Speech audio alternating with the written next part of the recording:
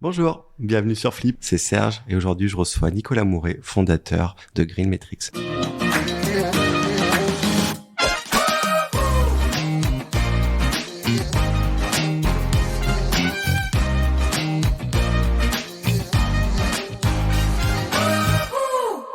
Bonjour Nicolas. Bonjour. Comment tu vas? Très bien et toi? Très bien. Est-ce que tu peux te présenter? Oui, je m'appelle donc Nicolas Mouret, j'ai 37 ans et j'habite à Paris et je suis cofondateur de Green Metrics qu'on a créé il y a à peu près un an. Très bien. À quel moment tu as flippé?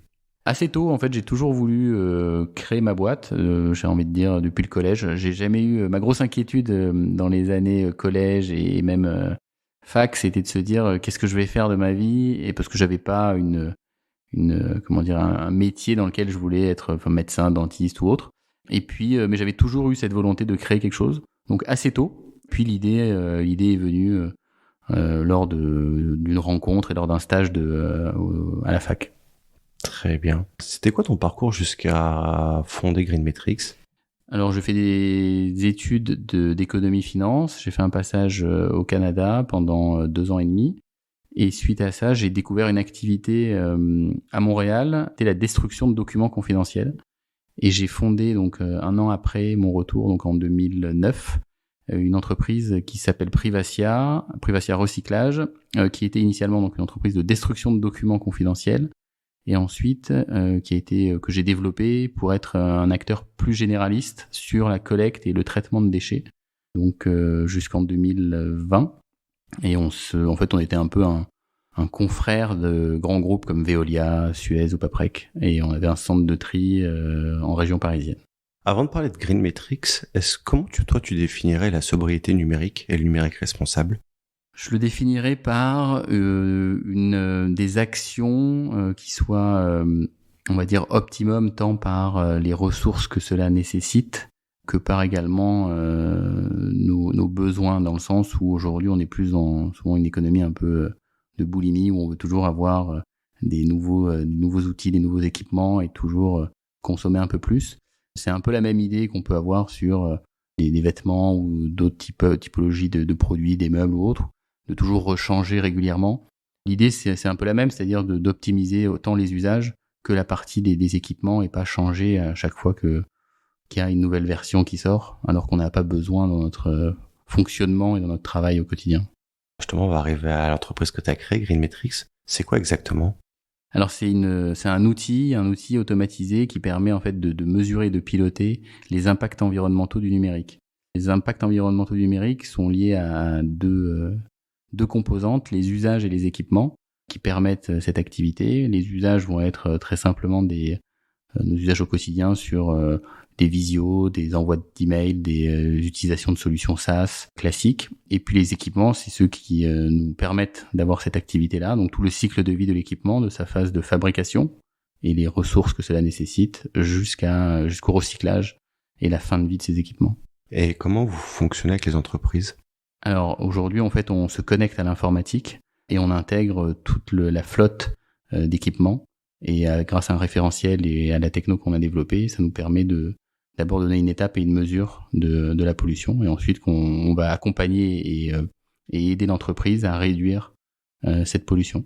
Et par exemple, comment vous mesurez, ou c'est quoi les KPI que vous mesurez pour l'impact écologique? Alors on est parti de référentiels existants, notamment référentiels de l'ADEME, de l'Agence internationale de l'énergie, ainsi que du Shift Project, et on a créé un comité scientifique au sein de Green Metrics pour affiner ce référentiel. Donc en fait, c'est le sous-jacent de la pollution numérique, c'est sur les équipements, les ressources utilisées, et puis sur les usages, c'est beaucoup plus la partie de la consommation énergétique et comment a été fabriquée cette électricité-là. Et ça, on va le faire de différentes façons, notamment avec de la data, où on va pouvoir connaître le mix énergétique par pays, où sont hébergées les données, par où transitent les données. Et avec ce mix d'informations-là dans notre référentiel, ça nous permet d'avoir une donnée assez fine sur l'énergie nécessaire à cette activité. Très bien. Et c'est quoi justement les données ou les informations, les KPI que vous fournissez aux entreprises? Alors il va y en avoir plusieurs, ça va être des kilowatts, des gaz à effet de serre, des tonnes de CO2 émises par rapport donc au volume de données échangées, mais également par rapport à leur lieu géographique, tant en termes de stockage que de transit. Et puis également, on va avoir une valeur aussi d'un point de vue économique en termes de gains et de projections liées à différents choix que pourra prendre le client. Je prends un exemple simple. Le client va pouvoir, par exemple, on va lui soumettre de prolonger la durée de vie de ses équipements de X années par rapport à sa situation actuelle et à la valeur de ces équipements-là. Et on va projeter l'économie que ça va lui générer, le fait de prolonger sa durée de vie, de ne pas acheter des nouveaux équipements, et surtout également l'économie en termes d'émissions de CO2, de ne pas aller participer en tout cas à la fabrication d'un nouvel équipement en allant l'acheter de manière neuve. Donc c'est tous ces indicateurs-là. On intègre également des indicateurs de durabilité, réparabilité, pour être aussi une aide à la décision pour des DSI, pour des responsables RSE, sur le choix de tel ou tel matériel lors d'acquisition. Et il y a une phase d'explication, par exemple, parce que j'imagine que les données, pour vous, c'est très simple à comprendre, mais est-ce que les personnes dans les entreprises comprennent ces données-là, ou il y a une phase de formation ou d'explication? Non, alors elles comprennent assez simplement. Après, c'est vrai que pour les collaborateurs, nous, on a voulu se positionner comme une solution un peu d'échange entre la direction, les managers et les collaborateurs. Donc chaque collaborateur a un espace salarié dédié dans lequel il va avoir ses propres métriques, parce qu'on arrive à mesurer on va dire la granularité de la donnée à l'individu. Donc on va leur présenter leurs propres données, mais également les données de l'entreprise ou du site également sur lequel ils travaillent. Et on va donner également des conversions, c'est-à-dire que X tonnes de CO2 ou X gigabytes échangés, on va donner des équivalents sur des actions qui sont quotidiennes, que ce soit visionner un film ou des kilomètres en voiture ou un voyage Paris-New York, parce qu'il y avait ce besoin et cette volonté de matérialiser quelque chose de beaucoup plus perceptible pour les collaborateurs. On le voyait notamment j'avais eu les mêmes problématiques à l'époque du recyclage, où ils avaient une volonté de dire une tonne de papier, ça équivaut à quoi? À couper un arbre, 2 arbres, 10 arbres, et ça ils arrivent à le matérialiser et à le concevoir beaucoup mieux. Une fois qu'ils ont ces informations, vous accompagnez les entreprises? Alors aujourd'hui, ouais, tout à fait. Dans la solution, en fait, l'idée c'est qu'on va intégrer au fur et à mesure de l'intelligence artificielle pour faire des recommandations en fonction des usages et des cas typiques et de l'évolution, parce que les données bougent, donc il y a une analyse qui se fait de manière dynamique.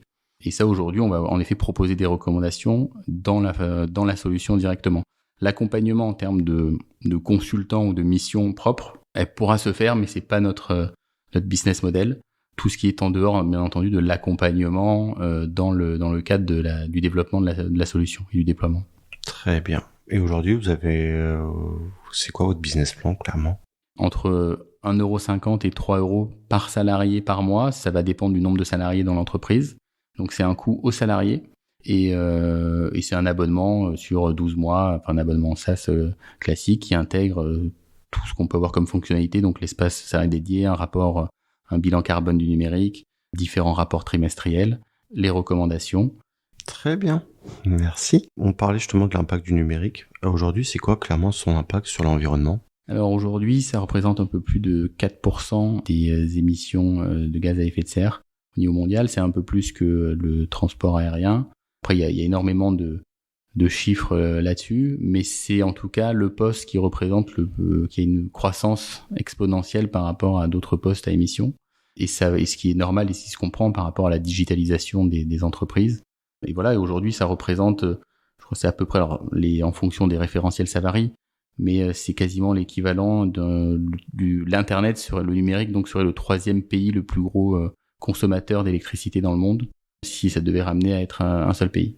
Et c'est dû principalement à quoi, par exemple, cette data center, la partie de toute l'énergie qui est nécessaire à faire tourner ce qu'on est en train de faire, c'est-à-dire les ordinateurs, les infrastructures, tout ça nécessite de l'électricité pour faire fonctionner. Et donc, en fonction du lieu géographique, vous avez des mix énergétiques qui sont différents. Et notamment, vous allez dans des pays de l'Est où l'électricité est fabriquée plutôt à base d'éléments carbonés, que ce soit du charbon ou autre, à l'inverse d'autres pays plutôt nordiques qui vont être sur des énergies renouvelables. Il y a une évolution vers, on va dire, un numérique plus neutre en carbone? Oui, de toute façon, tout le monde tire un petit peu là-dessus, mais ça demande des investissements, ça demande pas mal de choses, mais on en est encore, entre guillemets, un peu loin. Et puis après, il y aura aussi une rationalisation de la consommation. C'est ce dont je vous disais un peu au début, dans le sens où c'est pas illimité.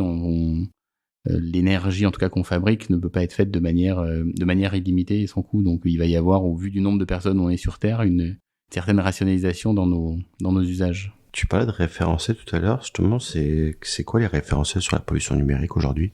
À part ceux donc de l'ADEME, de l'Agence internationale de l'énergie, il y en a pas réellement. Donc c'est un vrai sujet. En tout cas, nous le cœur un peu de la solution aussi, hormis la partie tech, c'était aussi de créer un référentiel le plus fin possible.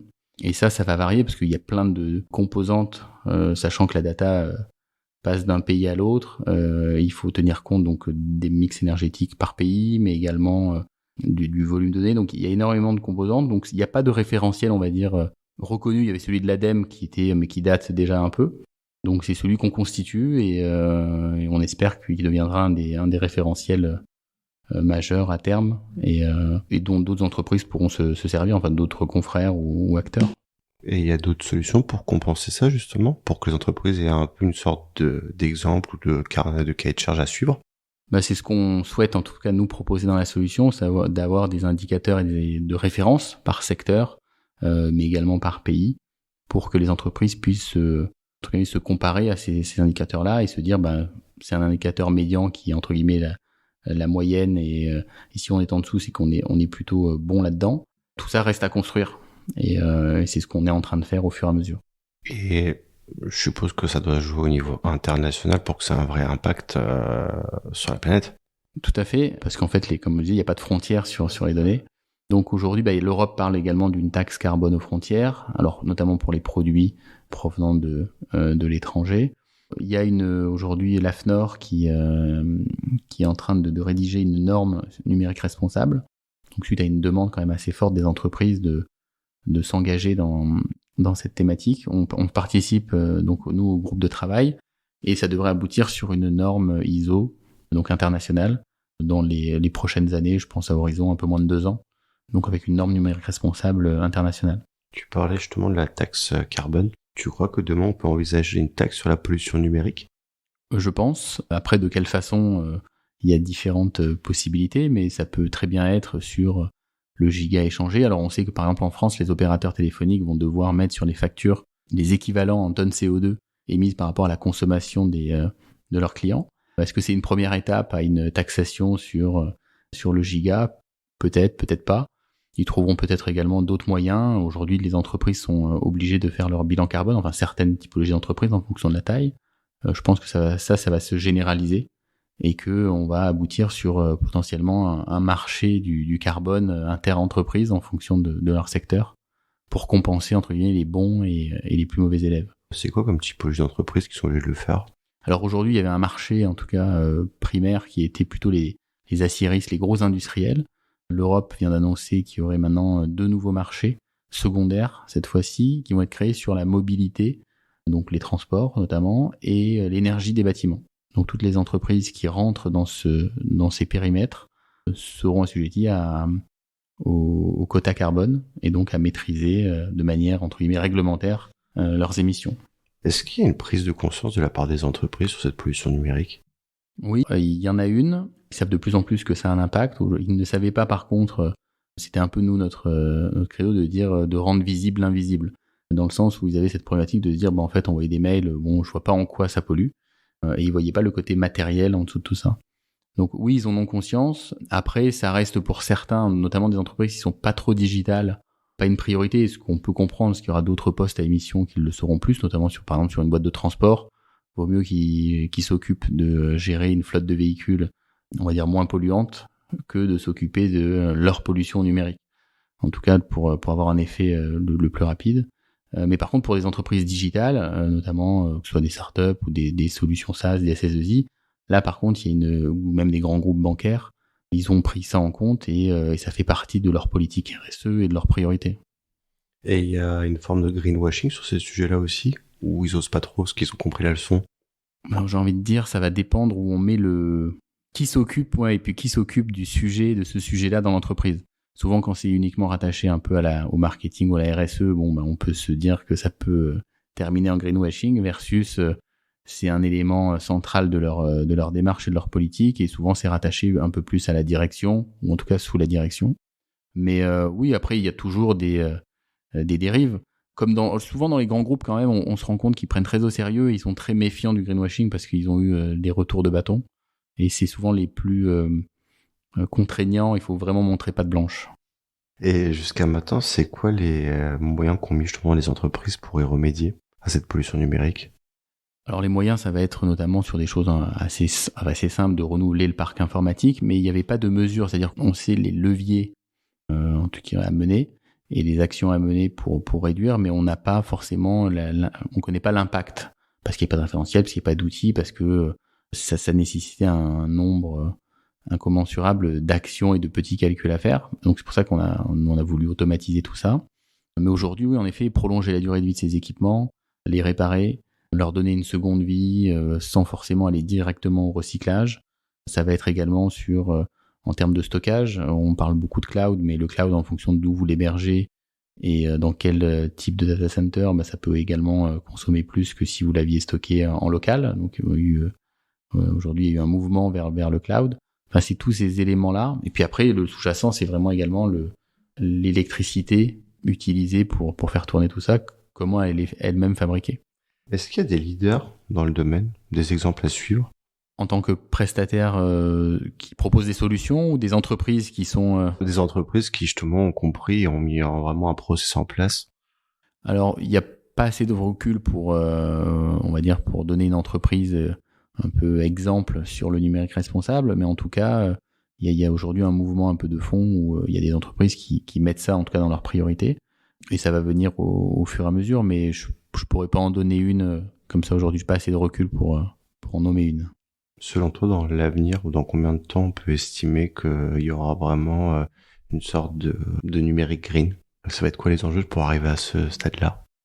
Alors il va y avoir un enjeu en effet de mesure et d'accès à la donnée. Ça c'est un vrai sujet, notamment au niveau des data centers, parce que c'est pas quelque chose aujourd'hui où c'est de l'open data.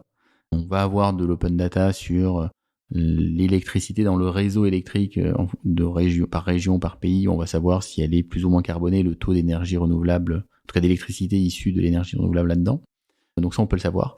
Donc il y a quand même une ouverture de la donnée, une communication aussi, parce que un peu l'inconvénient de différents acteurs, et aujourd'hui quand un marché se construit, c'est que chacun garde un peu son référentiel, chacun de son côté, et le construit. C'est, on va dire, les premières étapes. Donc, je veux dire, une meilleure ouverture des données, une meilleure communication entre les différents acteurs, qui pourra ensuite aboutir à on va dire, on aura toutes les cartes sur table pour ensuite pouvoir mener les bonnes actions. Donc, voilà, et après, les outils vont se développer au fur et à mesure, et puis plus des solutions comme Green Metrics vont être mises en place, plus on aura également un apprentissage des usages et un historique sur les données, ce qui manque aujourd'hui pour en effet aussi créer un référentiel et avoir un point de départ. Très bien. Avant de terminer ce podcast, on va passer au Flip and Curious. Des gestes justement pour être plus green dans sa consommation numérique. Alors je vais reprendre le même, celui qui est très simple, c'est vraiment le prolonger la durée de vie, mais également alors des choses très basiques, éteindre ses ordinateurs. C'est des choses qui aujourd'hui consomment également dans les entreprises. En termes de visio, vous avez également de mettre toujours la vidéo dans une visio, ça consomme toujours plus, ça génère plus de bande passante, plus de volume de données. Donc une fois sur 2 ou une fois sur 3 comme vous voulez. En termes de mail également, souvent c'est un peu répondre en reply à tous avec les pièces jointes, il y en a toujours qui continuent à le faire. Après c'est des décisions qui peuvent être prises aussi plutôt au niveau manager donc c'est des choix, décisions de prestataires, de lieux de stockage. Ça aidera pas en tout cas des collaborateurs au quotidien, mais sur ces aspects-là, mail, visio et équipement, c'est déjà pas mal. Un projet for good à découvrir. Qu'est-ce que j'ai découvert dernièrement? Alors il y a une boîte qui est très intéressante qui s'appelle Clear Fashion, qui permet en fait c'est un peu une notation des marques et des vêtements pour savoir quel est l'impact de la fabrication de tel ou tel vêtement, parce que la mode est très productrice d'émissions de CO2. Et ça pareil, c'est des choses où on se dit bon, un t-shirt ça va, ça fait pas non plus, mais parfois ça fait le tour du monde, ça pèse 50 grammes. Et ça a été source également, donc il donne une notation plutôt RSE de chaque vêtement, donc il y a des marques qui deviennent membres et puis qui communiquent là-dessus. Donc je trouve ça intéressant et c'est un vrai sujet le textile est un vrai sujet et représente une grande part des émissions. Le prochain grand flip, c'est pour quand? Je sais pas, mais en tout cas, il y a pas mal de projets en tête. Là, on va sortir un second produit, donc toujours dans le cadre de GreenMetrics, pour mesurer et donner une notation des sites internet et de l'impact environnemental des sites internet, notamment par rapport de manière dynamique par rapport au parcours et au nombre d'utilisateurs, au nombre de visites, avec des recommandations également. Ça, on va l'annoncer dans pas longtemps. Et puis après, l'idée, c'est qu'à moyen terme, de pouvoir intégrer également d'autres verticales et d'autres cœurs comme la mobilité, comme l'énergie des bâtiments. Et l'idée à terme, c'est que GreenMetrics devienne l'outil de référence, un peu comme un Google Analytics, mais en mesure et en pilotage de l'empreinte carbone des entreprises. On vous le souhaite. J'espère bien. Merci beaucoup Nicolas d'avoir participé à Flip. Merci. Merci à vous d'avoir écouté et on se retrouve très bientôt pour un nouvel épisode. Au revoir. Si vous avez aimé, n'hésitez pas à liker, partager et commenter. Et vous, le grand Flip, c'est pour quand ?